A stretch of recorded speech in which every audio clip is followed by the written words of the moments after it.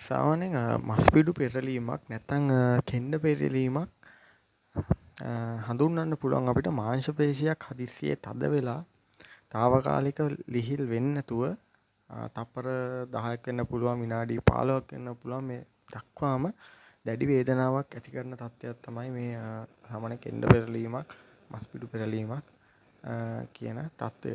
ඉතින් මේකට ප්‍රධාන වශයෙන් හේතු වෙන්නේ විචලනය khනිජ ලවණ අඩුවීමක් සහම අධික ලෙසම ශරීරයේ වෙහෙසවීමක්. මෙන්න මේ දේවල් නිසා සමහරු කියනවා කෙන්ඩ පෙරලීම සාමාන්‍ය වෙන්නේ ලුණු ඒ කියන්නේ ලවණ අධික ආහාර නොගැනීම ලුණු නොගැනීම ලුණු අඩු බව අන්න එහෙම කියලා කියනවා සාමාන්‍යයෙන්. එහෙම වෙන්න පුළුවන්. මේකට හේතු විදියට කියන්න පුළුවන් විචලනය පළවෙනි කාරණේ. ශරීරයේ ජලය අඩුවීම සහ අධික ලෙස දහඩිය දැමීම. මෙන්න මේ කාරණයක් හේතු වෙන්න පුළුවන් මේ මස්පිඩු පෙරලීම උදෙසා. ඉතින් තවත් පුළුවන් මම දැන් කිව්වා වගේ ලවණ ඌනතාව වෙන්න පුළුවන්. මැග්නීසියම්, කැල්සියම් නැත්නම් පොටෑසියම් මට්ටම අඩුවීම මේකට හේතු කාරණා වෙන්න පුළුවන්. තවත් තියෙනවා තත්ත්වයන් කීපයක්. ඔයාලා දියවැඩියාව, වැරදි ඉරියව් භාවිතා කිරීම සාමාන්‍යයෙන් අපි ටීවී එකක් බලන්න වුණත් 4ට නැවිලා 2ට නැවිලා ඔහොම ඉන්නකොටත් ඔයාලට මේ මස්පිඩු පෙරලීමක් ඇති වෙන්න පුළුවන්.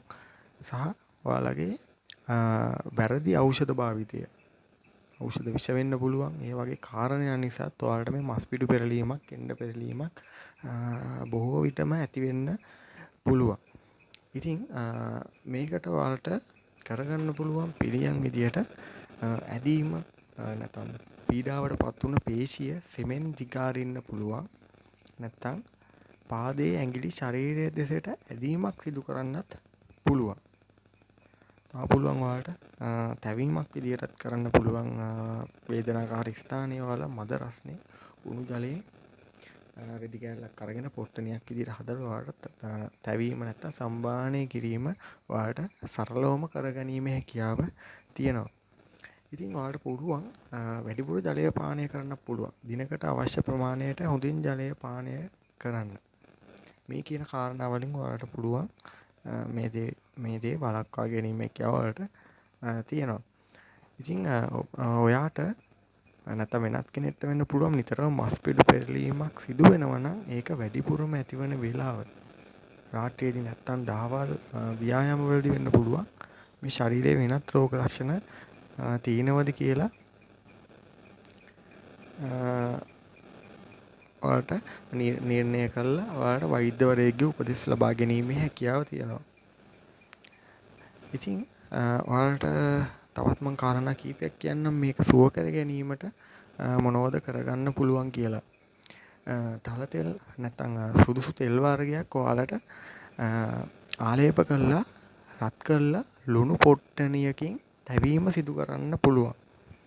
තව ඔයාලට පුළුවන් ලුණු කුඩු නැත්නම් ලුණු වතුර ආලේප කරලා උඩ අතට අත ගන්න ඔයාලට පුළුවන්.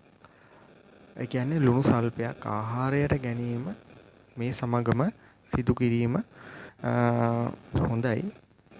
ඉතින් ඔයාලට තව පුළුවන් කරගන්න මේකට ද්‍රව්‍ය කීපයක් අවශ්‍ය වෙනවා. ද්‍රව්‍ය තුනක් තියෙනවා. සුවඳ කොට්ටන් කුඩු මේස හැඳි 2ක් ඕන. සහිඳ ලුණු තේ හැඳි 1ක් ඕන.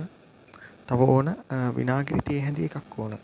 මේ කියන ද්‍රව්‍ය ටික ඔයාලා හොයාගෙන මේ සියල්ලම තල තෙල් අවුන්ස ඔයාලා ගන්න එකක්. තල තෙල් අවුන්ස එකකට මිශ්‍ර කරලා රත් කරලා ආලේප කරන්න. මේකෙන් පුළුවන් ඔයාලට මේ මස්පිඩු වේදනාවක් එල්ලන ඒ දේ සහනයක් දක්වාම අරගෙන යීමේ හැකියාව ඔයාලට තියෙනවා. තව ඔයාලා හොයාගන්න ඕන කුරුඳු කොළ පොතු මිට බැගින් ගන්න, මුරුංග පොතු මිටක් ගන්න, අරත්ත අල අඟල් 2ක් පමණ කැබැල්ලක් ගන්න, සතකූප මිස හැඳි 1ක් ගන්න, වදකහ අඟල් 2ක් පමණ කැබැල්ලක් ගන්න, සුවඳ කොට්ටන් ග්‍රෑම් 10ක් ගන්න. මේ කියන ද්‍රව්‍ය ටික සියල්ලම විනාගිරියෙන් අඹරලා ඔයාලා ආලේප කරන්න. මේකෙනුත් ඔයාලට පුළුවන් මේ මස්පිඩු පෙරලීමක් නැත්නම් කෙන්ඩ පෙරලීමක් ඇතිවුණොත් ඔයාලට සුව කර ගැනීම හැකියාව ඒකෙනුත් තියෙනවා. නැත්නම් ඔයාලට පුළුවන් මැල්ලකොළ අමු කහ ලුණු දාලා කොටලා මලවලා ඒ කෙන්ඩ පෙරලිච්ච නැත්තම් මස්පිඩු වේදනාවක් තියෙන ස්ථානයේ ඔයාලට ගන්න පුළුවන්. මේ කියපු කාරණාවලින් ඔයාලට පුළුවන් මේ වේදනාවල් සියල්ලම සුවාතට පත් කරගන්න යම් තාක් දුරකට.